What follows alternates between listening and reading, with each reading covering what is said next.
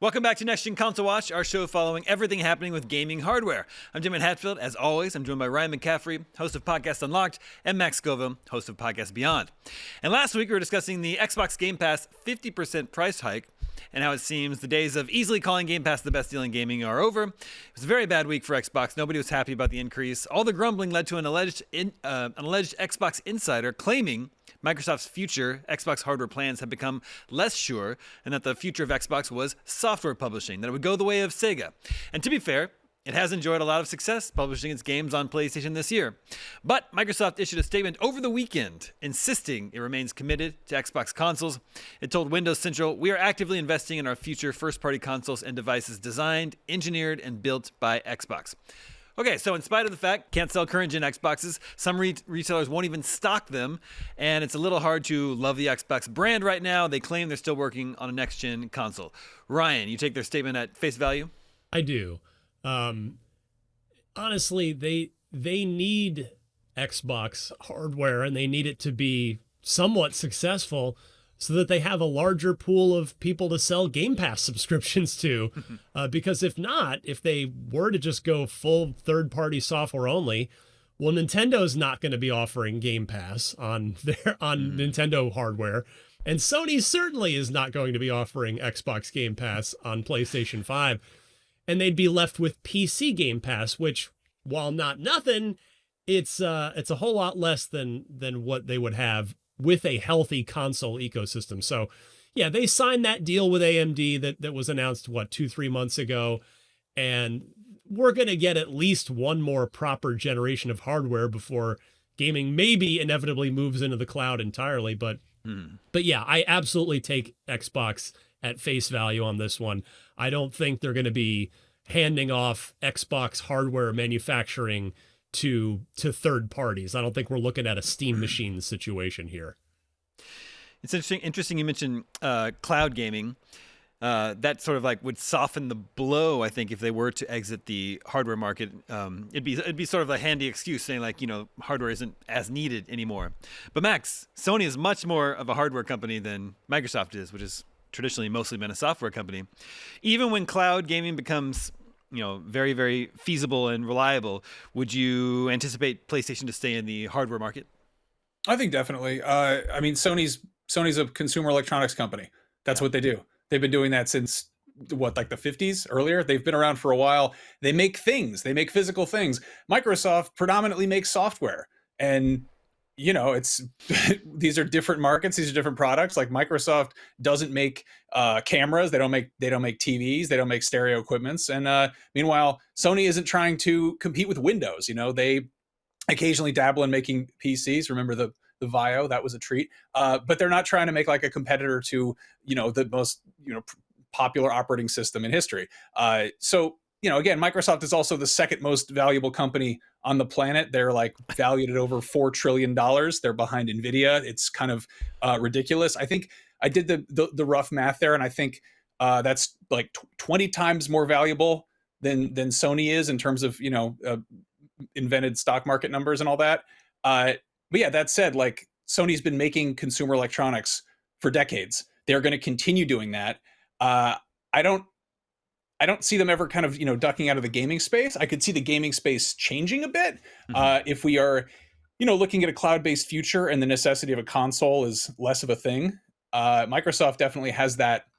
I think they have a little bit more of that infrastructure in place. They might be ahead of the curve by being like, this is an Xbox, and encouraging people to play on all those different things. But for the conversation we are having right now, yeah, I think we've got at least another generation of Xbox hardware in the future. And given how well the PlayStation 5 is performing, there's no reason to consider that Sony would be pulling away from the console market unless things got real weird. Well, Ryan, would you agree, even though Xbox really is struggling to sell hardware for 2 generations now, and they only seem to be ever 2 or 3 months away from some really bad news, like some layoffs or the news about the Game Pass price hike. In spite of all that, they're having a terrific year as a software publisher. I mean, just their first party lineup this year is really, really strong, much stronger than Sony's, I would think. This year alone, or this month alone, we've got Ninja Gaiden 4 and Outer Worlds 2. But then previously this year, Doom: The Dark Ages, Avowed, Oblivion, remastered. It's been a really great year for them as a software publisher. So it's just kind of an interesting situation that they find themselves in, especially considering that that's sort of what Microsoft has been known for all along anyway.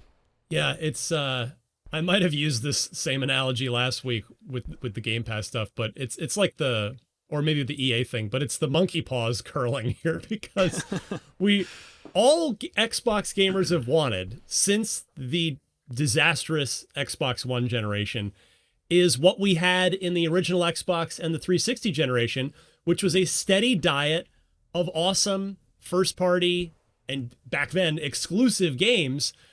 And you're right, Damon, they largely have finally fixed that problem after years and years and years. You mentioned a lot of the stuff this year. In fact, you left out one this month, Keeper from Double Fine. Oh, yeah. That's not a blockbuster game, admittedly, but a very cool game, and it is exclusive for the time being. It's not announced for PlayStation yet, but yeah. And then next year, we're looking at the big four returning: Halo, Gears, Fable, and Forza, all shipping next year. At least that's where it's currently mapping out. But yeah, what's going on with Xbox now it almost feels like it's harder to recover from than the games problem. And it took them a decade to fix, or more, to fix the game problem, where now it's like there's self-inflicted brand damage between two hardware price hikes. Yes, I know Sony and Nintendo have also hiked the price of their old hardware, but two of them from Microsoft is one more than Sony and Nintendo have done. Plus, not only the 50% Game Pass Ultimate price increase that you already mentioned, Damon, but the fact that we're now 3 calendar years in a row of Game Pass Ultimate price hikes. We went from 15 to 17 to 20 and now straight to 30. So that does not inspire consumer confidence from people in the Xbox ecosystem. And it just feels like consumer confidence in Xbox as a reliable brand that you can really invest in terms of the ecosystem, it feels lower. Maybe not lower than ever. The initial announcement of the Xbox One was pretty bad. I was there. I had a front row seat for that, but it's pretty low right now, and I don't know if it's fixable. I mean, the fact that they had to come out and say, no, we're not giving up on next gen hardware is like, that's like the sign in Clerks that says, we assure you we're still open. Like it's not a great look. And it's to that point, Max, it's the same thing. We were just talking about this on Unlock this week. It's the same thing for them where Microsoft is on their back heels again. They're defensive again. They're reactive instead of proactive. And this is a company that, boy, I was sure optimistic at the beginning of this generation, as I'm sure there's plenty of receipts on this show alone to account for. You know, they had great hardware with great user-friendly and gamer-first features like full backwards compatibility and quick resume, and things were really looking good. And they had already acquired Bethesda and all these studios, and the promise of the Xbox Series generation was a really good one. And you're right, Damon, on the software side, they are delivering on that. Yeah. But it's everything else about the brand, everything else around the games that's just crumbling right now in terms of, again, that ever important consumer confidence. Now, as you mentioned, they're shipping 3 hopeful bangers this month. I mean, I've played 2 of them. Outer Worlds 2 is awesome based on what I've played so far, and Obsidian's track record's great.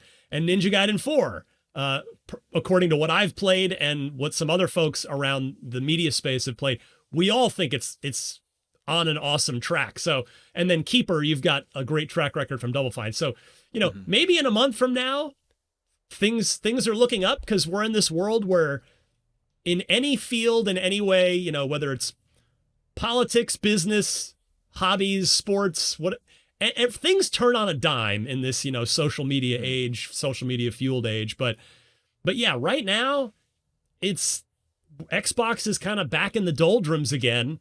And I hope they can find their way out, because I think the industry is a better place with them in it as a strong competitor. And I think just it's more fun for me as the guy hosting the Xbox podcast around here. Yeah. That's why I wonder, whenever they announce their new hardware, if they announce it today, how do they get people excited about it? That's a great question. I stopped for a second because I thought it was just a rhetorical question, but Damon's actually asking me this. Well, the rumors have been that it's going to be basically like a set-top console version of the Xbox ROG Ally X that's coming out next week, in that it is effectively a PC that's in a console shape that can connect to multiple storefronts. Obviously the Xbox storefront, but also Steam, Epic, etc. And so if that's the way they're going to go, then I mean, they've lost the sort of traditional console battle to Sony. That happened a while ago, and it's only gotten worse this generation, unfortunately for them. But the PC market's growing. So if you can, you're probably not going to be convincing PlayStation gamers to buy the next generation Xbox. But then again, I mean, that's why Microsoft's putting a lot of their stuff on PlayStation, because they know they're not going to convince those people. But maybe you can convince PC gamers to buy a relatively affordably priced and relatively powerful set-top box that can still connect to Steam and your Steam library, and can connect and can play Xbox stuff. So it's if that's the way they're going to go, it might be the smartest move available to them.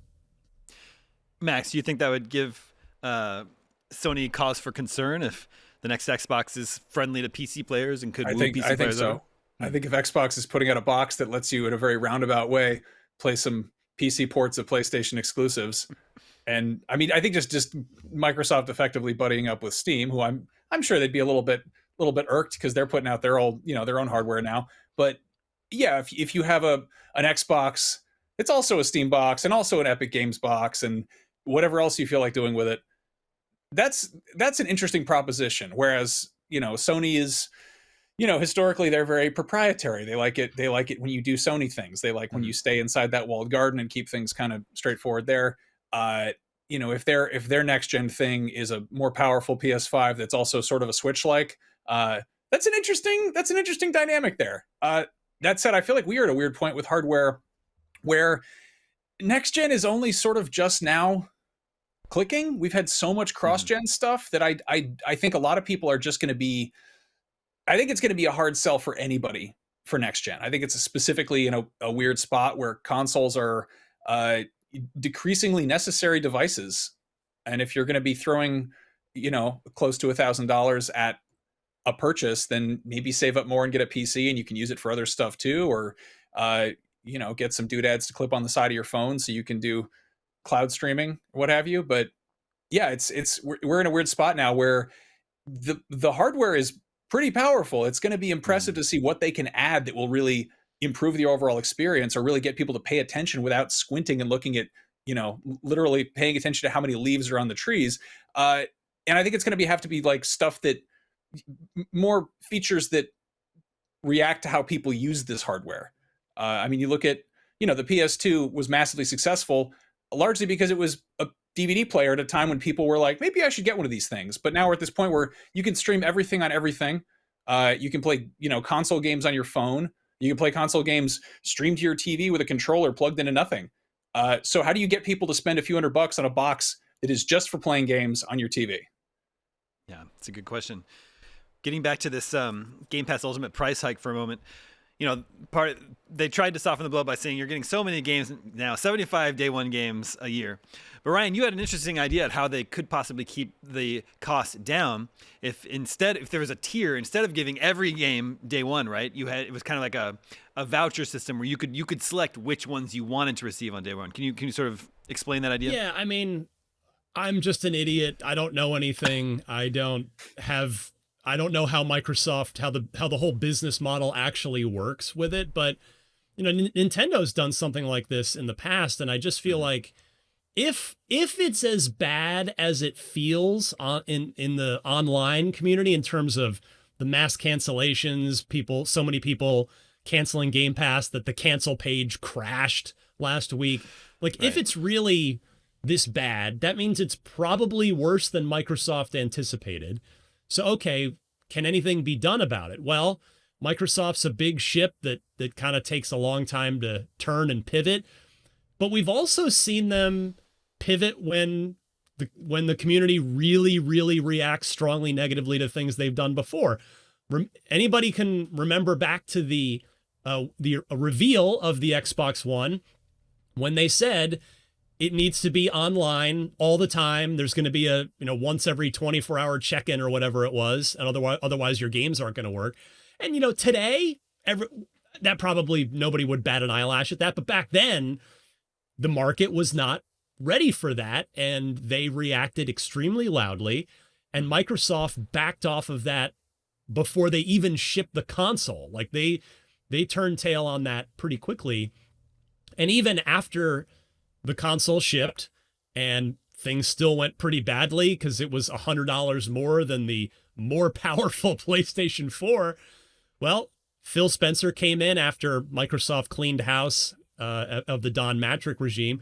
And one of the first things that Phil did was just unbundle the Kinect, get the price of the console back down to $400. It was probably the quickest price reduction in console history. I mean, I don't know, maybe like since the Saturn failed, maybe that cut price quicker on its way out the door. But anyway, my thought was if we can raise a loud enough stink and get Microsoft to pay attention, why not just offer something like an annual voucher system of sorts where let's say every 90 days you're subscribed to Game Pass, or just for every year, at the medium tier, that premium $15 a month tier, you get 4 day one downloads. 4. So, let's say you start your subscription right now, Damon, if this is a real thing. Let's say this is real, it's implemented today. You're super excited about Ninja Gaiden 4 and The Outer Worlds 2 and Keeper. Well, Damon, you've just burned 3 of your 4 in the first month. You burn your 4th at some point, and then, well, guess what? If you want another day one game, you just buy it. You just pay full price, and Microsoft and the publisher and the developer, they get the money. Great. Like, everybody wins. You still get your game. You're just paying for it. And I just feel like that would be a way to not only extend an olive branch to the community here, but just keep people subscribed. Like, I think that would add a ton of value to that $15 tier. They claim that it's going to be 75 plus day one games a year for the $30 a month Game Pass Ultimate. So the 4 that I'm asking for here in this silly little idea of mine, that's like 5% of the yearly output. So I don't really think it would necessarily eat into Game Pass Ultimate, especially, the hardcore people that want to just get full value out of it. They can still day one everything on Ultimate. And the rest of us that, Damon, I think you're going to get to this in the poll results. The rest of us that just play a couple games on Game Pass a month, we're going to be happily subscribed even with a 4 game limit, and just buy whatever we can't get day one. Yeah. Well, I'm also an idiot that doesn't know anything about how it works, but I like that idea a lot. Thank you. I would definitely subscribe to that tier were it made available. So I know Phil's a big fan of the show. Just give it some thought, Phil. Yeah, you mentioned the poll from last week. First of all, we got a new poll for you this week. It's unrelated to the topic of this show, but we're in a big month for game releases, October. So we want to know, what's your most anticipated October 2025 game?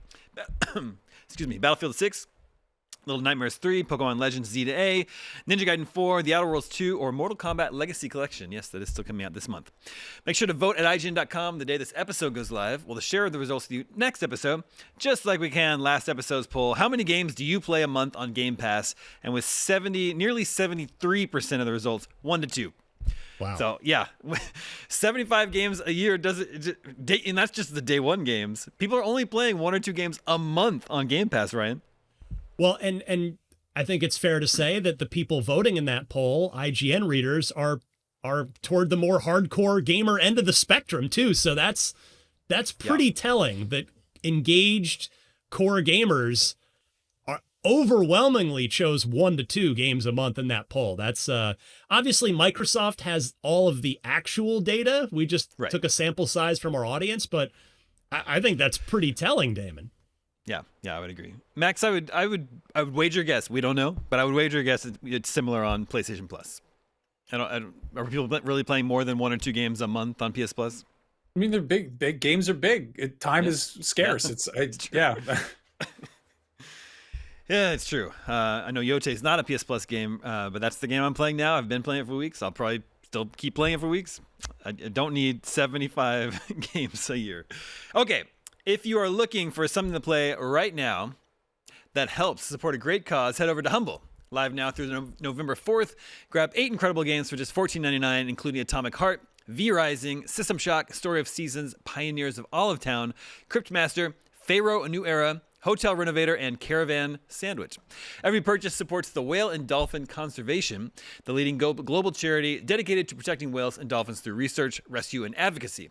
By joining in, you're not just building your library, you're helping create a world where every whale and dolphin is safe and free. And that's our show.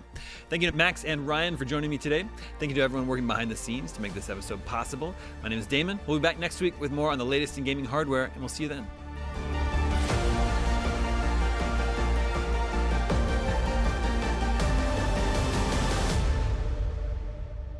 This episode of Next Gen Console Watch was produced by myself, Damon Hatfield, and Jobert Atienza. Technical direction is by Jobert Atienza, with technical production by Marian Franzen and Amir Rakib. Audio engineering is handled by Amir Rakib. Post-production editing is by Jobert Atienza, and graphic design is by Justin Vachon. Next Gen Console Watch is an IGN production and part of the Geek Media Network.